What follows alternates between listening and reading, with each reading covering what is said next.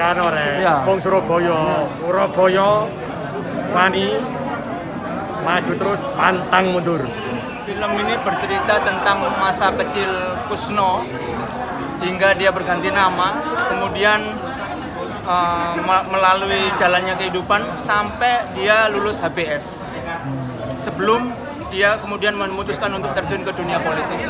Nama lahirnya beliau Kusno, kemudian karena waktu itu sakit-sakitan sama bapak diganti menjadi Soekarno. Soekarno itu arek Surabaya. Beliau lahir di Surabaya dan harus menjadi kebanggaan arek-arek Surabaya juga. Itu sih.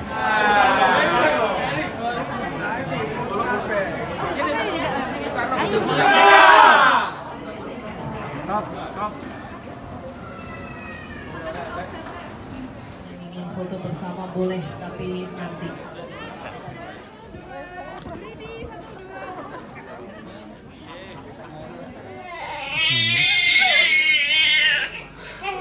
Ya.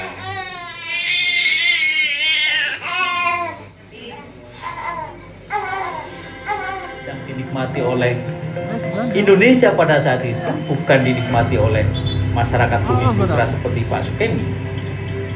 Kalau tuan-tuan menyerang kami dengan pedang dan bom, dengan bedil dan dengan meriam, maka kami akan melawan mati-matian, berkelahi mati-matian, dan yakinlah tuan-tuan tidak dapat mematahkan kami. Dan sekali lagi merdeka, bangsa Indonesia ingin merdeka. Dan walaupun tuan-tuan halangi dengan bom dan dinamit dan meriam yang berasal dari Australia, Amerika, dan Inggris, kita akan merdeka. Kita tentu merdeka. Kita pasti merdeka sebagai matahari terbit di hari esok. Janganlah tuan-tuan mencoba memikat hati kami dengan kata-kata, sebab bangsa yang telah gandrung kemerdekaan tak dapat dipikat oleh kata-kata lagi. Kemerdekaan adalah seperti hidup dan mati.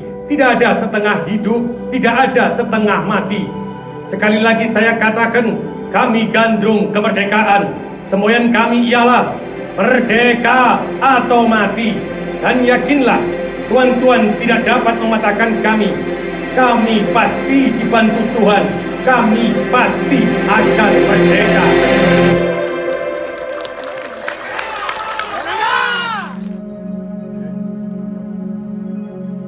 Nah, masa kami kan di Batu Tulis Bogor, di sampingnya sebuah sungai yang indah dan pohon yang besar.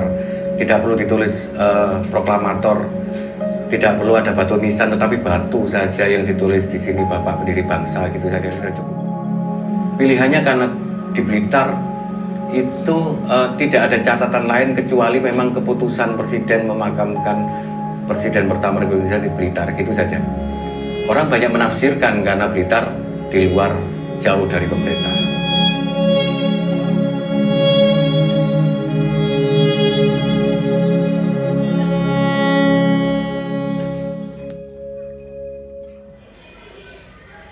Pertama, Soekarno ketika masuk pengajaran sekolah dasar itu ada di Sidoarjo. Kira-kira setahun baru kemudian dipindah di Mojokerto. Nah, di Mojokerto itu sampai usia 10 tahun kalau nggak salah, itu levelnya inland school. Inland school itu sekolah pribumi. Jadi memang pribumi semuanya. Pengantarnya bahasa Jawa, yang mengajar adalah orang-orang Jawa, dan kelas sosialnya adalah kelas menengah. Pertama, Soekarno ketika masuk pengajaran sekolah dasar itu ada di Sidoarjo. Kira-kira setahun baru kemudian dipindah di Mojokerto. Nah, di Mojokerto itu sampai usia 10 tahun kalau nggak salah, itu levelnya inland school. Inland school itu sekolah pribumi. Jadi memang pribumi semuanya. Pengantarnya bahasa Jawa, yang mengajar adalah orang-orang Jawa, dan kelas sosialnya adalah kelas menengah. Mungkin kan agar Soekarno melanjutkan ke jenjang yang lebih tinggi ya. Barulah kemudian berargumen sama anak-anak Belanda. Dia menggambarkan begitu bencinya sama Belanda, begitu bencinya terhadap kasta antara pribumi sama Belanda. Tapi yang unik sebenarnya, Bung Karno juga kepingin menggambarkan bagaimana dia sederajat dengan Belanda. Paling dikhawatirkan Cokro Aminoto adalah Utari, anak pertamanya, karena anaknya sudah menjelang dewasa. Sementara dia selalu aktif di luar, dia menganggap kemudian ketika saya di luar, anakku siapa yang merawat gitu.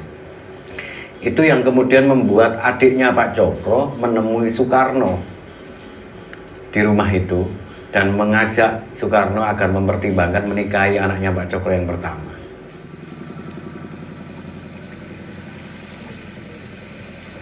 Lah, kon ngerti sapa sing jangi dadi bojoku?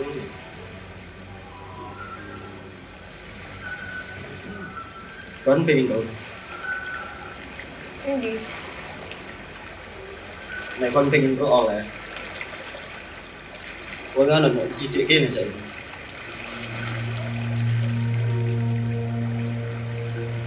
Kon gak usah ngawe. Kon saiki ana samping.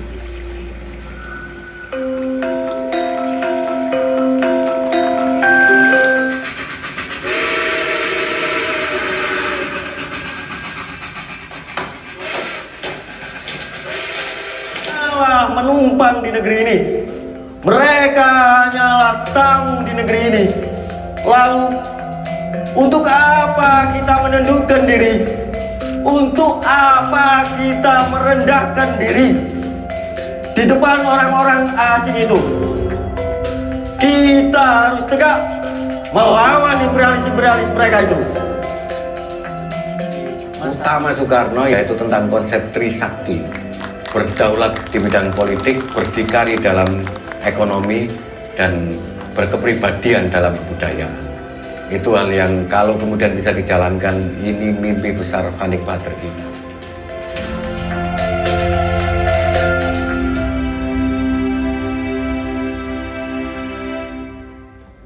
Mohon maaf Pak Rektor, tadi ditulis di dalam piagam yang dibacakan bahwa saya dilahirkan tanggal 6 Juni 1901 di Blitar. Tapi itu salah. Saya dilahirkan di Surabaya. Jadi saya Arek Surabaya.